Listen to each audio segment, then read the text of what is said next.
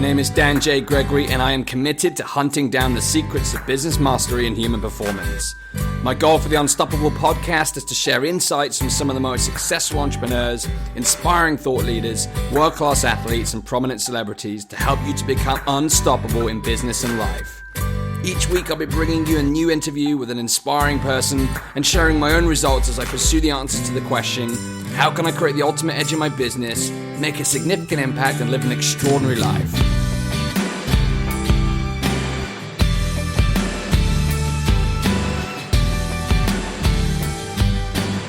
Welcome to episode 72 of the Unstoppable podcast. We are well and truly on the march towards the 100th episode of the Unstoppable podcast. Bring it on. How are you doing today? Are you feeling powerful? Our special guest today is going to share how to eliminate the unconscious brakes that hold you back so that you can activate your ultimate power. Before I introduce today's guest, here's a rundown of what's been going on the podcast over the last 7 days. On Monday's Solo Round, I shared an episode called Bulletproof Your Habits, and I created this episode as a result of my own frustrations with failing to keep up with some of the most important habits that will enable me to experience a greater level of flow and productivity in my own life. So I went in search for answers and I turned to science. And what I found was simple, yet deeply profound. And I've already applied what I shared within the episode with great initial results. So if you're looking to install new habits to help you with your own productivity, things that are going to help you become more effective, then be sure to tune in. And I'll be continuing the theme by talking about how to break unwanted habits on next week's Solo Round. And then last Thursday, I interviewed AJ Mazard and discovered the 3-step process that he has used to build $1 million plus coaching business. So if you're in the business of helping clients to improve their lives or their businesses through coaching or consulting, then episode 70 is a must for you. And by the way, AJ is hosting his live online Super Coach Summit in New York on the 21st and 22nd of October. So be sure to check it out if you're in the area. Now, before we kick into today's episode, my final update from Planet Unstoppable is that I'm about to kick off a face-to-face version of my online 12-week Unstoppable Entrepreneur Bootcamp in my city here in Bristol next week, and I'll be relaunching the online version shortly too. Plus, a lot of people are asking me about how to start their own podcast and build a network of stellar entrepreneurs like our guest today. And as you've asked, I will deliver. So I'll be hosting, this is the plan at the moment at least, a 1-day intensive workshop in London in December. And I'll be recording the entire event for release as an online course to help all of you who cannot make the London event. So stay tuned for more details over the coming weeks. I'll be talking more as we go along. And in the meantime, be sure to join me within the Unstoppable Mastermind group on Facebook to get real-time support with your business from me and the Unstoppable Tribe. Now that's all the latest news from Planet Unstoppable. It's time to introduce today's guest. Today's guest is my dear friend, Tim Matthews. Tim is the founder of The Powerful Man. He's a men's empowerment coach, speaker, and soon-to-be author. He is a master at helping people to activate their true power by helping his clients to unleash themselves from the patterns of self-sabotage and negative self-talk. In this episode, Tim Matthews reveals the challenges he's faced in developing a fast-growing business, and he shares how his unbelievable persistence, hustle, and grind came at a cost. Tim created The Powerful Man having had an awakening, which led to him discovering his own truths, which completely changed his life. Today, you'll discover how to find your own truths that will help you to remove the unconscious brakes that hold you back and discover how to take your life and business to the next level with less struggle, less stress, and less sacrifice. Ladies and gentlemen, prepare to activate your power. I'm honored to introduce you to my friend, Tim Matthews. All right, Tim, welcome to the Unstoppable podcast. It's an absolute pleasure to have you on the show. Actually, thinking about how the show even came about, I know you're out in the States right now, but last time I was out in the States, you and I were having a conversation, I think it was back in December last year, when I was talking about the concept of the podcast and the game plan. I think I just ordered the microphone that I'm using today for this show, so we've come full circle. So I'm delighted to have you on the show. You know, integral part of getting this set up from that conversation that we had. So welcome to the Unstoppable podcast. Oh, thank you, my friend. It's an absolute honor and pleasure to be here. So for the listeners, Tim, would you mind just giving a bit of a frame for your current responsibilities in business right now, what you're working on? Yeah, cool. So I run a business, a company called The Powerful Man. And what that does is we essentially mentor men. We help to give men emotional empowerment so they can be all that they know they're capable of being in business and life. And how the key responsibilities right now, we're building the team and building out a lot of the back end foundational pieces. So that I am then able to really step into the next level of impact, which for me is speaking, authoring, and high impact coaching. And when I say high impact coaching, really high level one on one. All the coaching that I now do, apart from in our high level immersion events like in the Alps, the Himalayas, and so forth, all the other coaching that I personally deliver is just one on one at a very, very high level. So it's a very, very exciting time for me to be able to really step into impacting millions of lives, because this is something I've always, always known I was destined to do, but I held back from it for so many years. Awesome. We'll dive into that in a minute. And what about when you're not in business? What do you like to do? Well, travel. I love spending time with my girlfriend, who's in the other room, Amelia. We love to travel. We love to sample different foods, different cultures. Obviously, we like to work out and do yoga, and we love to be in nature as well. Hiking is one of the things we love to do, hiking mountains. So yeah, over the past, I think 18 months, we've had the pleasure of visiting over 35 cities, 3 or 4 different continents, about 10 different countries, 11 different countries. So yeah, it's been an amazing time. Awesome. So you said about the business you're currently in right now that, in the past you'd held back. And I know that this isn't your first business. So would you mind just sharing a little bit about your entrepreneurial beginnings and where you got started? Yeah, by all means. Ever since I was young, I always had the desire to earn money. I can remember going to watch Leeds United, the mighty Leeds. We had a season ticket, me and my dad. And the physio would run on the pitch. I'd be like saying to my dad, how much does he earn? How much does he earn? How much does he earn? And I was just obsessed by how much people earned. I just wanted to earn money. But when I was young, the two main ways in which that manifested were a hard work ethic and to get a high paying job, if you like. So the hard work ethic, as I used to go around and wash cars in our street, get paid, save the money up, and just go buy loads of like little sweets, goblins, and then do the same, go wash cars, save money up, get a paper round. Work at Halfords in the UK, for those listeners that know the UK. Yeah. Just all the things that allude to working hard and perseverance. My mum and dad really instilled a strong work ethic in me. And I always knew that I wanted to have, well, from an early age, I knew that I wanted to have my own business, probably from my late teens, early teens, because my dad had his business and I just could see what it meant to have your own business in terms of freedom more than anything, being your own boss and doing things your way. And I kind of stumbled across the first business of Fitness for Mum. So I left university, studied sports science, as the vast majority of guys do. And then I stumbled into personal training, and I worked at Virgin Active, one of the UK's, it is the UK's biggest health club chain. And I could see that there was loads of pregnant women coming into the gym and there was just nothing there for them. And likewise, after they'd given birth, they didn't come back to the gym for ages either, because again, there was nothing there for them. So I came up with this idea of providing a service that specifically was tailored for pre and postnatal women. And I asked the gym if they'd be interested in putting these classes on. Like, go survey the members, see what they say. So I did that. The members loved it. And then at that point, I was like, I can go back to Virgin and get like a £1,000 innovation award, or I can just do it myself. And I think I was 23 at the time, 24, and I was like, fuck it, I'll just do it myself. And that's when I've always been really independent. If I wanted to do something, I've just thought, fuck it, and just gone and done it. And apologies for the swearing if anyone gets offended. But no it's just passion. It's just passion. So I just thought, fuck it. And I went about starting to build, hiring people to get the website, get the product up and running.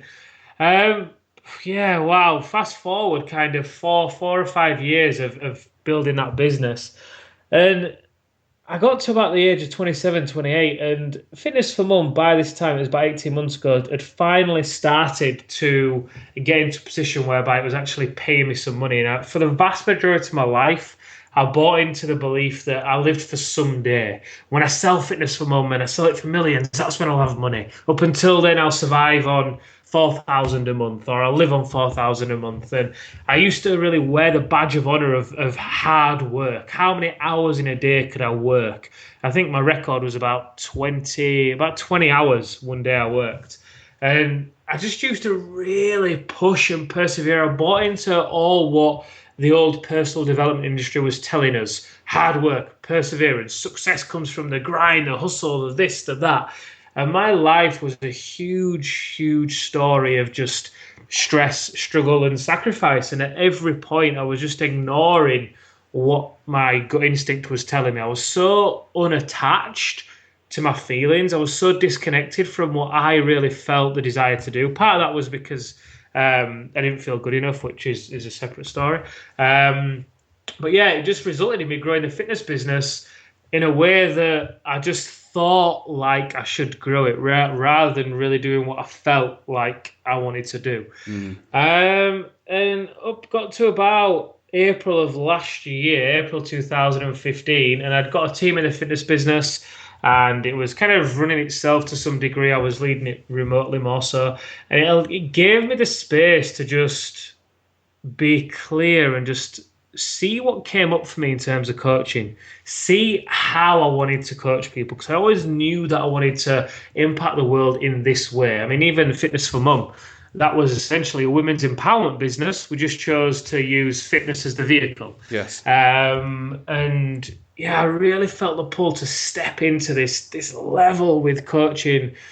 And by creating the space, the Powerful Man was born. It appeared to me one step at a time, bit by bit, and here we are, 18 months later, and we've had a phenomenal first year in business with the Powerful Man, and it's just been an amazing journey. And we've really achieved stage one, which in my opinion, stage one for us was to establish our name, prove that we could help people, prove to myself we could help people, and establish a position within the marketplace. We've done all of that, and now step two is about scaling, really step into the space of impacting millions of lives. So it's been an interesting journey that's been, like I said, it was very much stress, struggle, and sacrifice for 28 years of my life. It just wasn't enjoyable. I didn't understand when people said enjoy the journey. That's just a total foreign language to me.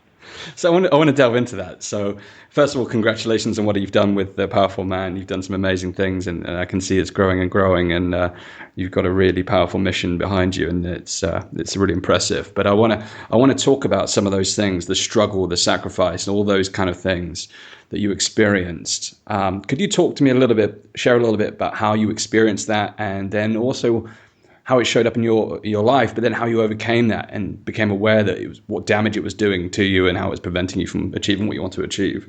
Great question. So I didn't realize this until a few years ago, but when I was 7 years old, I didn't really see my dad a great deal during the week because he was working and whatever else. So as every young boy does, you always look up to your dad, don't you? And you want to make your dad proud. And we used to go up to the local field every Sunday and play football. He'd teach me how to curve a ball, I'd practice in net, all those things. And one day I was playing football for my local primary school, and I scored 4 goals, and I was like, fuck yes! And nice. I didn't swear because I was 7, but I was just like, yes! Like, I can't wait to get home and tell my dad. So I rush home, wait for him to get in. I'm there pissing around, like thinking, playing out in my head how he's gonna love it. He's gonna be so proud of me. Like, everything he's been teaching me, I've done. It's like yes. So he gets in from work. He goes upstairs, gets a shower, comes down, grabs a beer, sits in his chair. All dads have a chair, don't they? So he sits in his chair and switches on the TV. And I go to stand in front of him to tell him about these goals I've scored.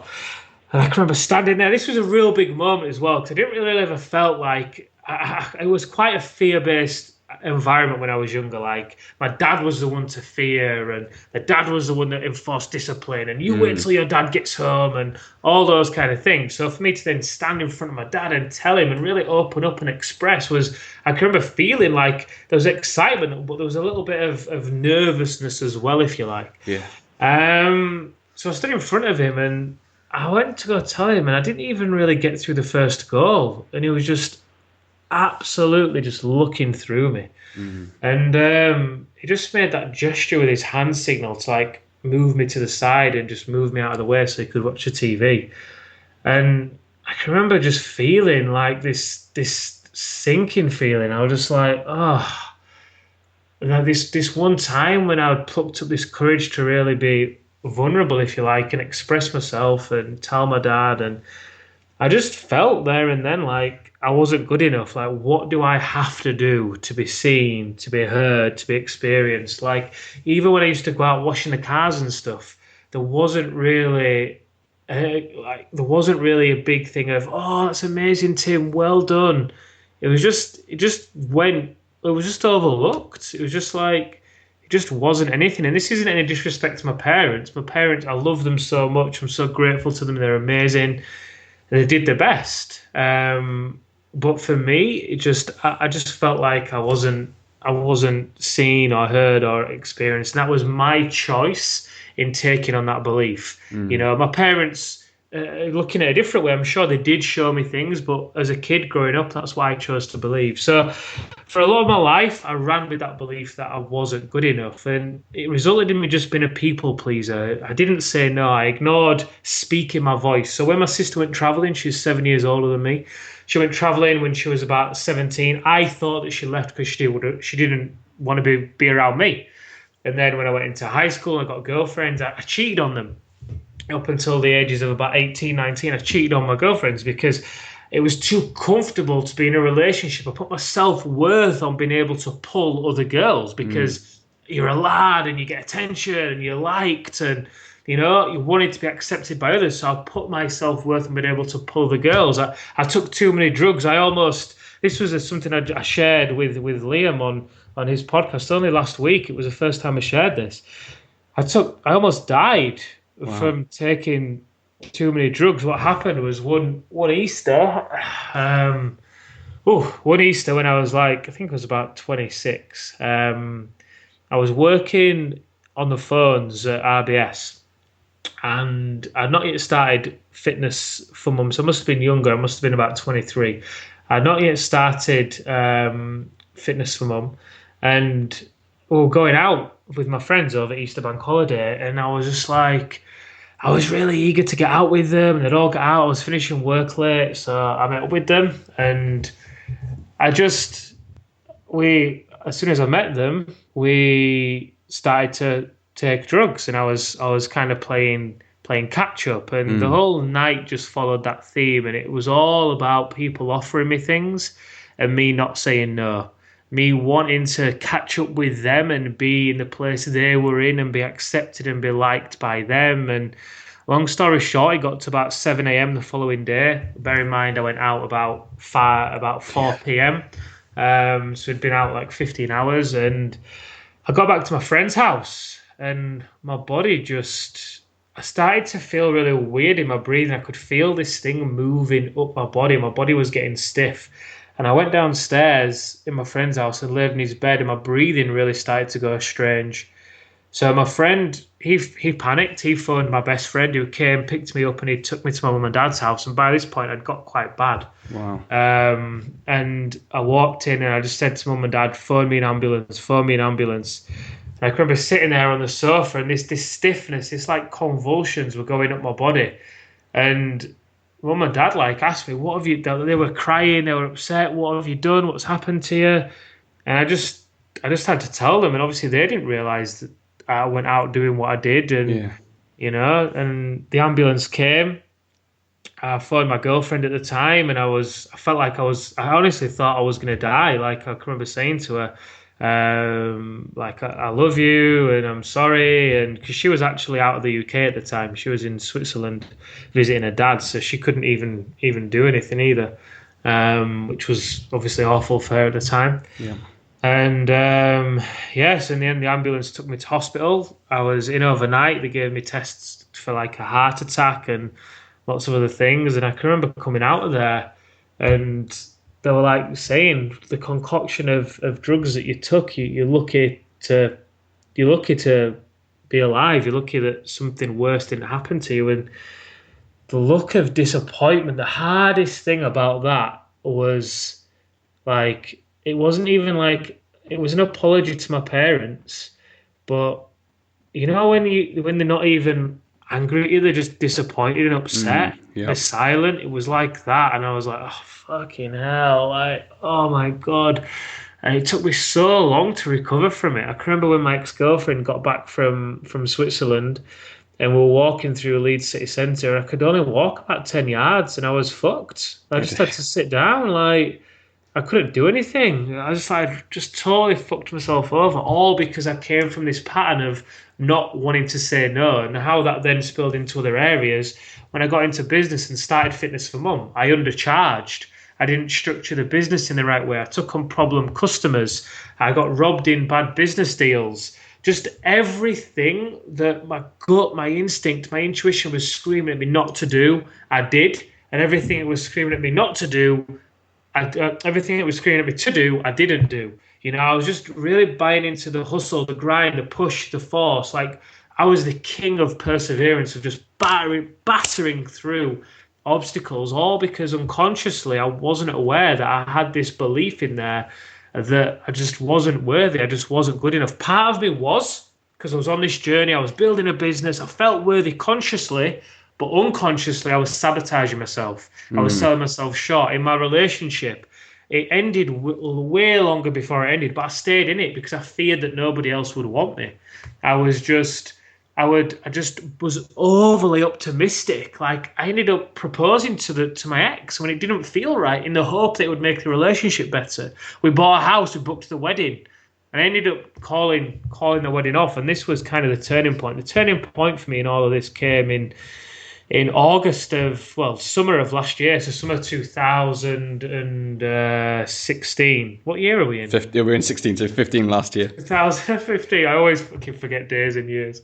So to summer of 2015, and I met one of my good friends, Tom Crawshaw. I'm sure you know Tom. Yeah. And he was working his business online. He was working from anywhere in the world, working far fewer hours, generating more money. And at that time, I had the office, I had the staff, I also was personal training as well as doing Fitness for Mum.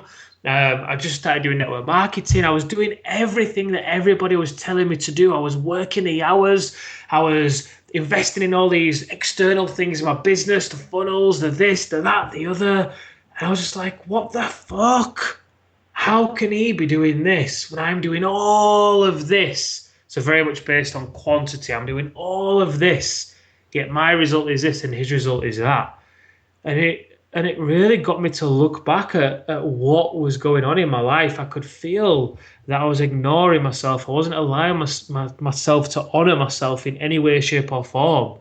And I could feel it. So it was really that moment for me to just look at what the fuck I was creating and get real with myself. Look at my business. At that point, we had a franchise that went from Surrey to Edinburgh in the fitness business. The fitness business had come full circle, and we'd actually pitched a product to Virgin Active, which we were going to license to them and also license to Total Fitness. My relationship, I was engaged. We just bought a house. We'd booked the wedding. My health, I wasn't training as much as I could do. I was in bad business deals, all sorts. And everywhere I looked, I could see that all the results I'd produced came at the cost of me ignoring what was inside of me.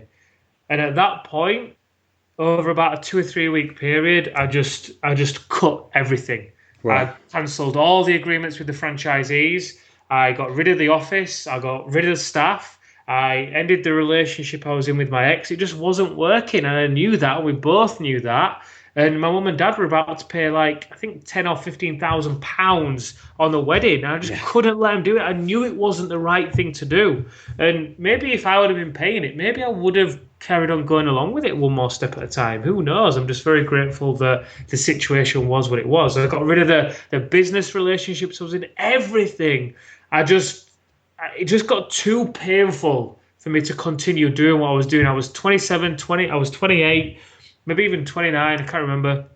And I was like, fuck, my life just really wasn't where I knew it was capable of being. And it just got too painful to continue moving forward how I was. It would have been too painful to marry. It would have been too painful to say yes to Virgin Active and license the product. It was too painful to keep on getting on the franchisees that didn't value me or my team or my time, that underpaid me. It was too painful to keep working 16, 17, 18-hour days. It was too painful to keep on not doing me, all because I wasn't aware at that time of the unconscious commitment that was running my life of me not being good enough. So Tim, when you went through that process of kind of cutting off and cutting yourself out of the situations, at that point, had you been through that process of understanding what was causing that, or is that what came next? Well, in my opinion, it's like you can't lie to yourself. We all know when we're feeling something and when we ignore it.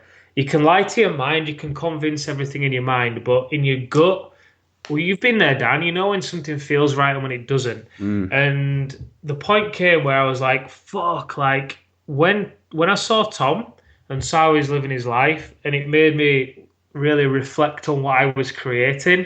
The thing that kept coming when I looked back and wrote everything down, as I wrote all these situations, it was every one of them were produced despite me knowing and feeling that it wasn't the right thing to do. And then it became a thing of, okay, so why? I just started questioning myself. Why? Why am I not doing this? Why am I not doing that? And one of my good friends pointed it out to me, and he said to me, he said, to me, it looks like you don't feel good enough. It looks like you don't feel worthy. You don't trust yourself. And it was like, boom. It was like a light bulb. It was like, he said, that is it. That is it. And I looked back in my life, and straight away that memory of the football came about. The memory of the drugs, the memory of the cheating, the current situation, all these patterns that I'd been doing all my life out of a desire to be liked and accepted by other people, because I wasn't giving myself the self-love. I wasn't doing me. I was buying into all these scripts of men don't cry, man up, don't be a girl, all these things I'd heard as a kid. So I was wearing the badge of honor of perseverance, thinking that being a man was a man that persevered, that pushed through, that hustled, that kept going, that didn't stop, that worked hard, all these things. But in reality, every time I did that, every action that I take that bought into that, I was moving so far away from who I was at a core. And the little boy inside of me, the voice inside of me was screaming to be heard, to be listened to. But all that time, I didn't trust myself. I was scared of listening to myself out of, will it equal rejection? So Tim, when you had that awareness of that particular kind of inner mechanism that works, that those beliefs inside of you that were causing the outward behavior, how did you then make the shift? How did you then transition from those patterns into a more empowering pattern that's now driven you to create what you've created? Great question. So yeah, it was a case, once I became aware of, okay, cool, owning up to the fact that my life isn't where it is, and taking ownership for that, being aware of, okay, yeah, not being good enough sounds about right, and how that's all shown up. I then started to just ask myself two simple questions. The first one is, what's the truth? What is the truth here? Like I said, all those, and this is what I said, because my parents, when they hear these interviews, sometimes it hurts them when they hear things like this, because they think that they did a bad job in raising me. But that's not the case at all. Like, they did an amazing job. It was that I chose to take on these beliefs, being the little boy that I was at that time, not knowing what was the truth in that situation. And one of the biggest things that I did was I faced the situation head on. So one of the first instances of me feeling not good enough came from that situation with my dad. So someone said to me, have you ever asked your dad if he's proud of you? And I was like, whoa, no, never. And he's like, okay, maybe you should do that. And I was like, fucking hell, whoa. And all this shit was going off inside me. All my mind was going crazy. It felt like it was the right thing to do. My mind was freaking out, and I could tell how it was going to impact my dad. I was like, fuck it. Yeah, right, I'm doing it. And that guy said, do you know what? I'll give you 7 days. 7 days to do it. And I was like, easy. Got to day 7 and I'd still not done it. And I was like, fucking hell. I'd found every excuse in the book not to do it. And at day 7, I still didn't do it. Like, my mum was in the house, my sister was in the house, and I went to sleep that night thinking, fucking hell, no way. And I never not follow through. And I was like, oh. So day 8 came, and I was like, right, no matter what, I am speaking to my dad today. And I went around to their house, and he was cooking in the kitchen, and the kitchen kind of backs out onto the patio. For those of you that don't know what a patio is in the US, it's like a garden. The kitchen paved garden. Paved garden, yeah, sounds attractive. And I was just pacing around out there. And I've never been in a situation whereby I couldn't speak, ever. And we've pitched products to Virgin, we've spoke to investors, I've done all sorts of things. And this was the one instance whereby I just couldn't speak. And I remember walking around, I'd walk up to the door and I'd go to speak to my dad, I just couldn't get it out. And this went on for about 2 hours. And I was just like, oh, fuck this. So I went to the door, I went, Dad, are you proud of me? And he was like, what? And I was just like, I've been asked to ask you this. Are you proud of me? And he's like, why are you asking me that? And I was like, I just want to know, are you proud of me? I was shaking. I was like, fucking hell. He's like, of course I'm proud of you. Why would I not be? And I'm like, you've never told me. And he's like, he just dropped his knife. And I was like, wow. And at that moment, he stopped cooking. He came, sat down. We sat at the table, and I told him about what happened when I was 7 and I scored those goals. And I was dying to tell him, and I was excited. And he came home, and he just looked through me, and I felt like I wasn't good enough. And I told him about my sister and about the girls and about the drugs. And obviously he knew about the drugs because I went in hospital. But I told him about everything. I linked it all together for him. And I was like, wow. It's like, I don't even remember that day. I'm sorry, like, that wasn't my intention. I don't even remember that day. And that's the truth. He didn't remember the day. He didn't feel like he was proud of me. Just my dad's frame of reference, he came from a family whereby he was one of 8 brothers and sisters, and his parents, my grandparents, they just didn't show positive emotion. They were Indian as well. His parents were Indian, and the culture then was a lot stricter. They ruled with they instilled fear in the kids a lot of the time. Not all the time, but some of the time in certain kids. And my dad unconsciously took on those behaviors. So in the family environment, my dad thought that the way to be the father was to be the strict, be stern, be this, be that, be the other. But he's got such a warm heart. He's so loving, but it's uncomfortable for him to express that because of his conditioning. So me as a little boy, showing up in the world, wanting to be seen, heard, felt, experienced, wanting to be loved, my dad coming into the world being a father based on his thing that's where the mismatch happened. So I asked myself, what is the truth here? And one of the biggest ways, like I just said, is to face it head on, face that initial belief head on. One of the things I always get the guys I work with to do is if any of the dominant beliefs are around this kind of things, I get them to speak to the person to clear the situation up, because it just brings so much clarity. There's one thing in the truth inside of you, but there's another one actually going to the person and speaking it to them and saying, this is what I chose to believe, and owning that you chose to believe that. It wasn't my dad who made me think that. I chose to believe that. And then I chose to play that pattern over and over and over throughout my life. I chose to do that. It's a very, very empowering notion for you to be able to have. And another thing, Dan, on that topic is, have you heard of love languages? I have, yeah. Exactly. So my love language as a young boy was one whereby words of affirmation, and my dad's love language was more physical touch, because I got him to take the test recently, actually. Was physical touch. And as a kid, as a boy, If I am wanting to hear words of praise, but my dad's conditioning is he struggles to express positive emotion, straight away there's a disconnect. I don't feel loved. I don't feel worthy. I grew up thinking that. And it then results in me taking all those actions that I took in Fitness for Mum, in relationships, and so on and so forth. It's really interesting. I mean, I shared with you, I had a similar experience with my father and spoke about that on the podcast in episode 56 about what I described as the most important conversation they've ever had. There was a pattern that played out throughout my family from generation to generation, and it got to me, and I was following in the same path because of the things that had gone before me, and it was restricting me in lots of different ways. And I'm not going to go into the whole story. If you want to hear that as a listener, you can go and listen to it, episode number 56. But one of the most profound things I did was to make that have that conversation head on. I picked the phone to my dad, and it started a ripple effect, and it's been the most powerful thing that's ever happened. So thank you for sharing that and being vulnerable enough to share that with us. It's a powerful thing.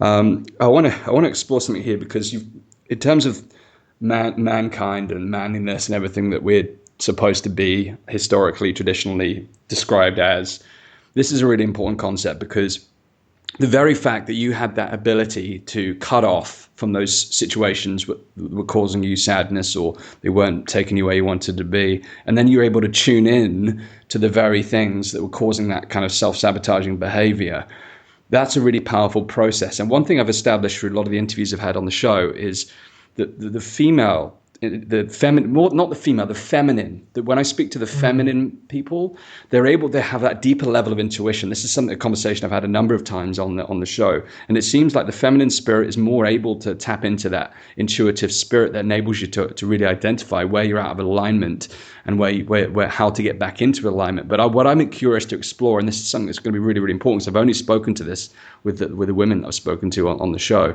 But from the powerful man standpoint, from the man and the masculine, how do we then have that intuition so that we can tap into those things that are holding us back, so that we can make those changes? Because we haven't been conditioned to do that. So how do we break that conditioning, break the mold, and actually find a way forward?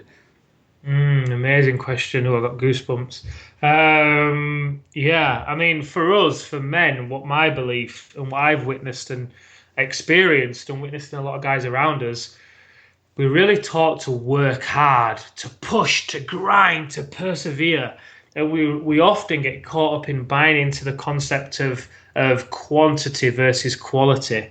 So I never really used to understand the concept of working smart versus working hard. And working smart is working aligned. It's you being able to be in tune with your feelings. And as men, we've been taught and conditioned to hold back on our emotions for so much. Men don't cry, man up, don't be a girl. All these things that just layer us with this body armor that cage us in. And the more that we deny our feelings, the more that we hold on to our anger, the more that we don't cry, the more that we hold back our love, the less vulnerable we are in our relationships, the more we are wearing a mask and being something that we were never meant to be. And if you're not in tune with those emotions and just what you feel on a daily basis, you're going to struggle to be in tune with your intuition. And for a lot of men, I think we often misinterpret the definition of what it is to be in alignment. I think there's a lot of attachments to alignment being an overly feminine thing whereby we don't take action, we don't get shit done, we don't move forward. It's emasculating. We just sit there and we meditate, we wait for the answers and we don't do anything and we just become like a hippie and we come all blissed out and peaceful and blah, blah, blah, all those things. Point being is, when you give yourself permission to be fully fucking in tune and present with your feelings, you take the best type of action.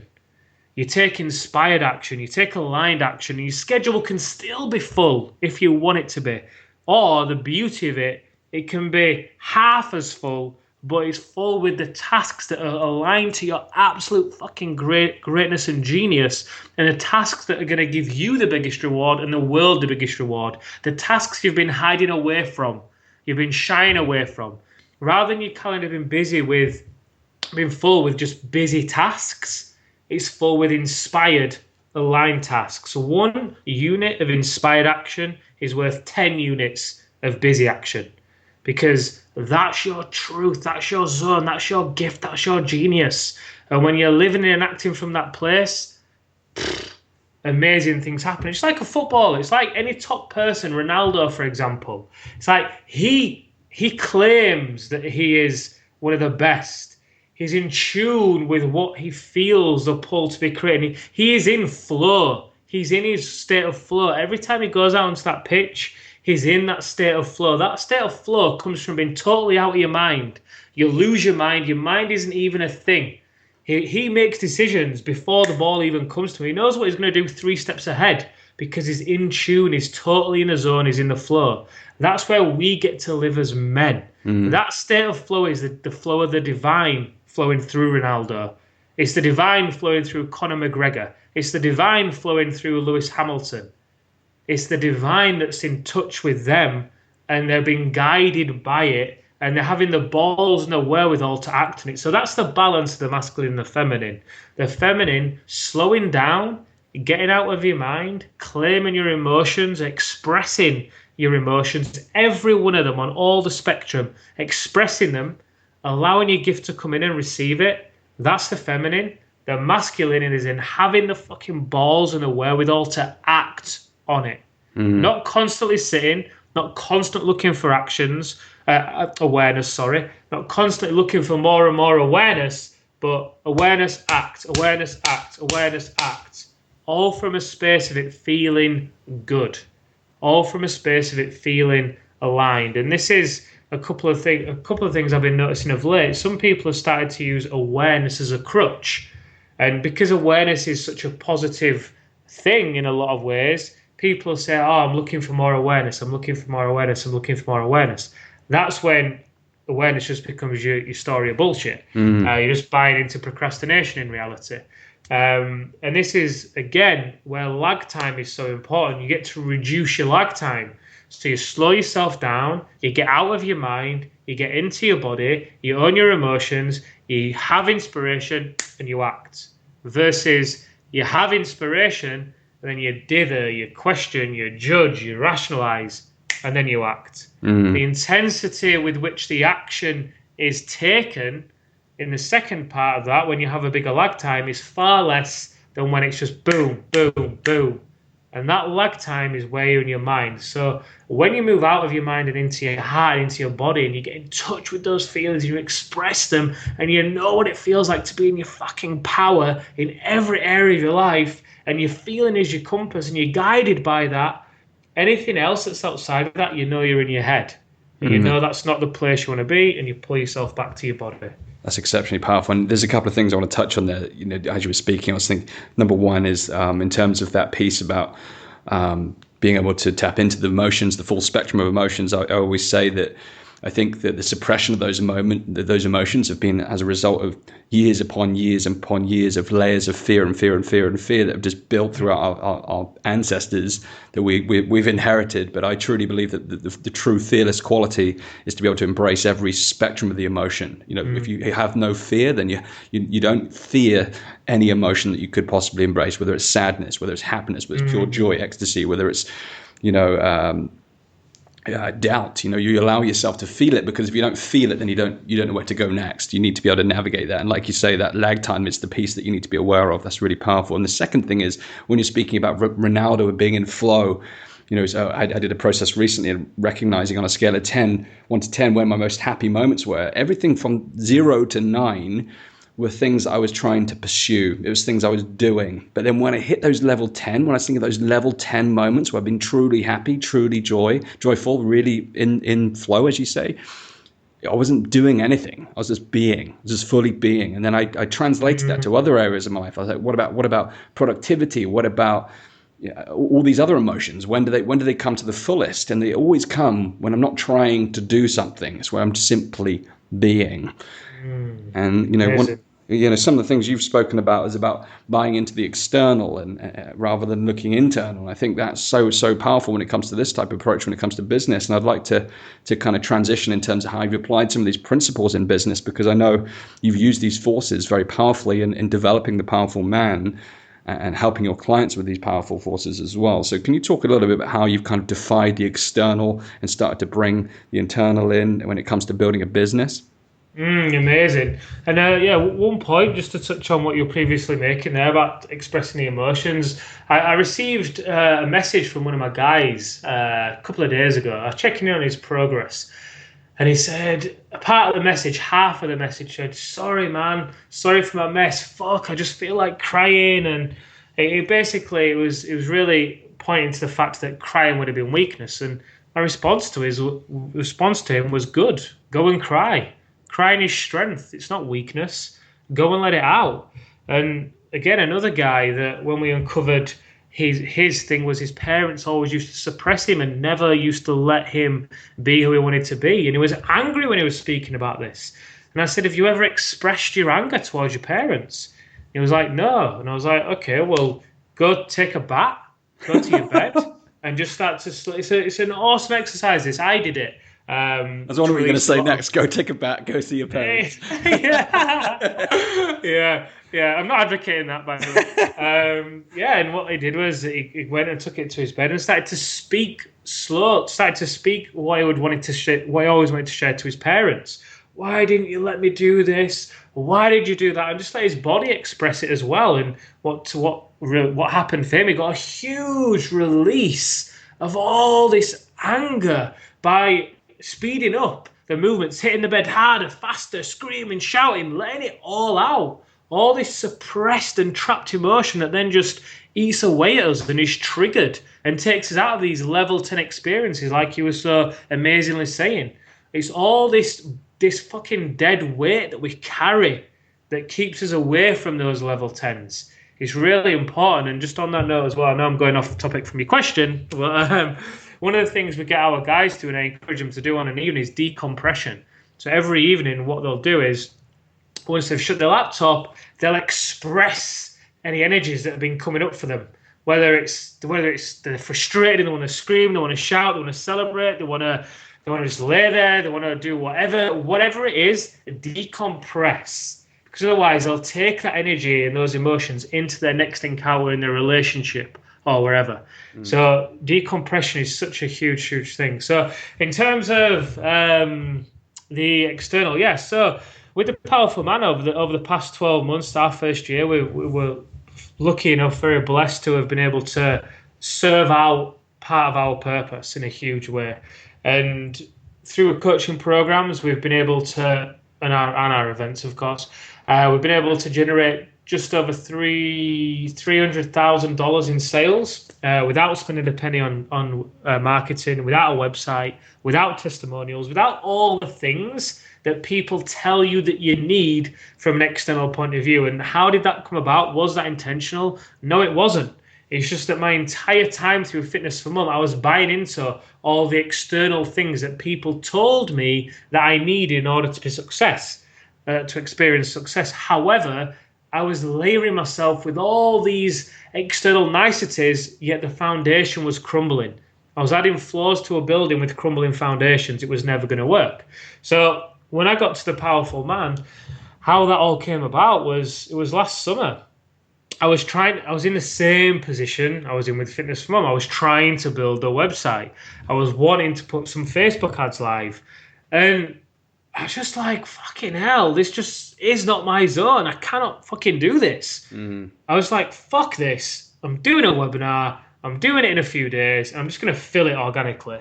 And by this point, I'd been showing up and speaking a message for probably 8, 9, 10 weeks. So I was starting to get a little bit of a following.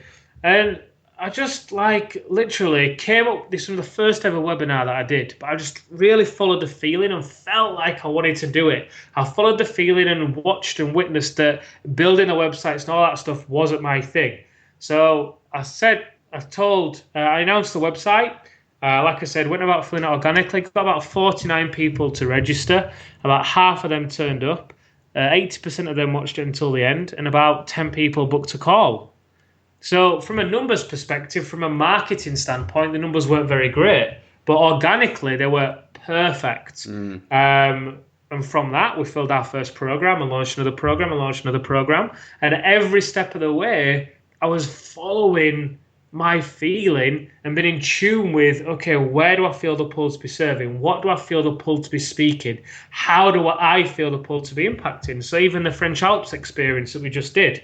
So I led a very small group of men into the French Alps for an immersion experience whereby we release all that isn't them and embody all that is. And that came about, first and foremost. I wanted to go to the Alps. Nice. Bucket list thing for me. Yes. When we did the event in Austria, I was sat in Rome with Amelia and we were chatting over coffee, and I was like, do you know what? Do you want to go snowboarding in winter? She's like, yes. Like, do you know, it'd be cool if I could get all the guys there that we're working with right now. And I was like, it's going to be January. We could get them there. We could do like a thing which sets them up for the year. I'm like, I could actually just do an event. I'm like, I wonder if this person could be there and that person could be there. I messaged a few people. They said they could be there. I messaged all the men in the programs we were working with and said, here's my gift to you guys. You can come on this event. And shortly after, someone booked from their flights. I was like, oh, fuck, this is real. And then I went about filling the event and making it amazing. But point is, it started with me following my heart and my love, those level 10 experiences. And that's what I really feel like this is the first time I've actually realised it. That's one of the things I really feel has been such a catalyst for all the success and impact and freedom we've experienced the past 12 months, because I've followed my heart and I've followed what's going to give me the level 10 experiences.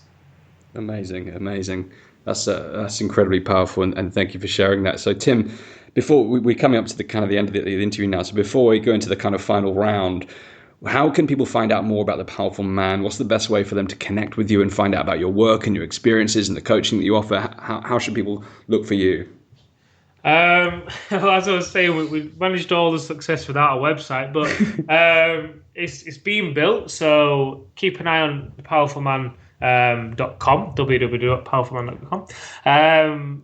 Alternatively, I'm very available on social media, so by all means feel free to add me as a friend. We've got a private community there as well, which we're adding a lot of value to, so if you want to be part of that, you can be. And then coaching wise, we do have different programs, different events going on, and if you're a man that really feels like you just know, you can feel it inside of you that there's something huge that you get to gift the world, but you're holding back, or you've generated all the cash and you thought that was going to give you the answers.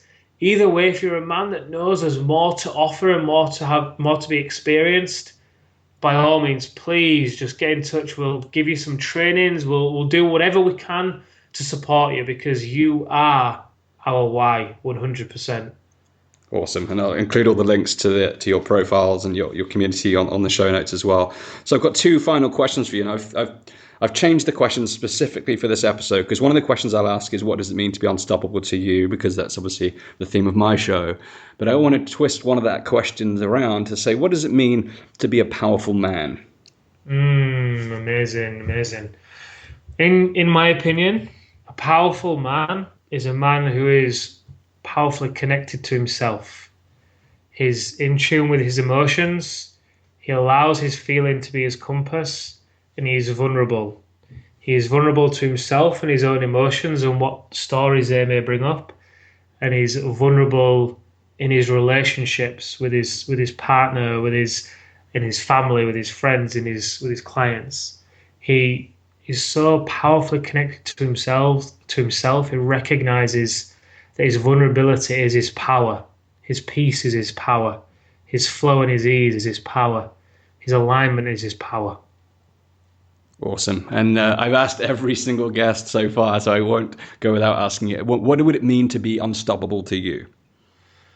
What would it mean to be unstoppable to me? To be absolutely serving on purpose, on fire, every day, without there being a lag time.